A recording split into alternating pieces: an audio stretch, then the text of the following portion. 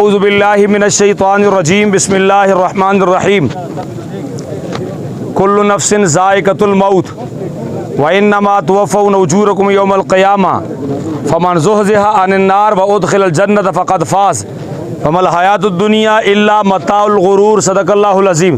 दुरूशी पढ़ ले जी। अल्लाहुम्मा सल्लि अला सय्यिदिना मौलाना मुहम्मद व अला आलिहि व अज़वाजिहि व अस्हाबिहि व अहले बैतिहि व उम्मती अजमाइन।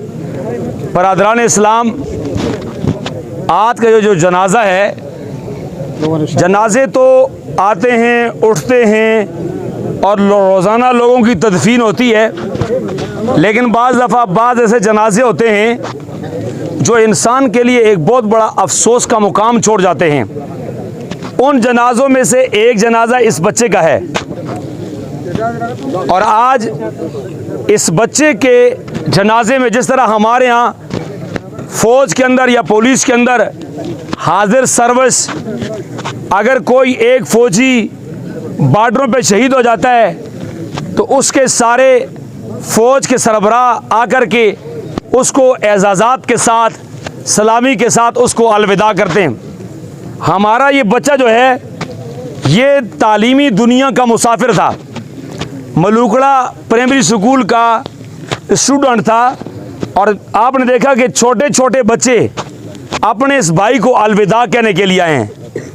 बरादरान इस्लाम, अभी एक स्कूल से अलविदा हुआ और दूसरे स्कूल की तरफ जा रहा है, लेकिन मौत का फरिश्ता आकर के सर पे खड़ा हो गया और मौत के फरिश्ते ने उसको अभी दूसरे स्कूल में छठी क्लास में कदम नहीं रखने दिया। गोया कि इस बात का पता चल गया कि रब्बे कायनात जब चाहते हैं, जैसे चाहते हैं, वो जो फैसला कर देते हैं तो कर देते हैं। बरादरान इस्लाम, बात यह है कि जब हम कब्र में जाएंगे तो हमें 3 सवालों के जवाब देने होंगे। आसान सी बात यह है, कामयाब आदमी वो है जो इन 3 सवालों के जवाब की तैयारी करता है। और वो 3 सवाल आप जानते हो, उलमाए कराम आपको हर जनाजे के अंदर सुनाते रहते हैं। पहला सवाल रब्बुल आलमीन की ज़ात के मुताल्लिक, क्या आपका रब कौन है? तो रब के साथ इस सवाल के जवाब के लिए आपको रब के साथ ताल्लुक जोड़ना पड़ेगा। रब के साथ ताल्लुक क्या है कि रब्बुल आलमीन की ज़ात के मुताल्लिक आदमी को ये अकीदा रखना होगा कि रब्बे कायनात अपनी ज़ात और सिफ़ात, कमाल और जलाल, उलूहियत और रुबूबियत में यकता थे, यकता हैं और यकता रहेंगे। सारी दुनिया, कुल कायनात अल्लाह की मोहताज है, अल्लाह किसी का मोहताज नहीं है, पहली बात। दूसरा सवाल होगा जनाब मोहम्मद मुस्तफ़ा, सब कह दो सल्लल्लाहु अलैहि वसल्लम, आपके मुताल्लिक होगा। तो जब नबी मुकर्रम के साथ आपका ताल्लुक ठीक हुआ तो ये इस सवाल का जवाब आसान होगा। तो नबी के साथ ताल्लुक कैसे रखना है?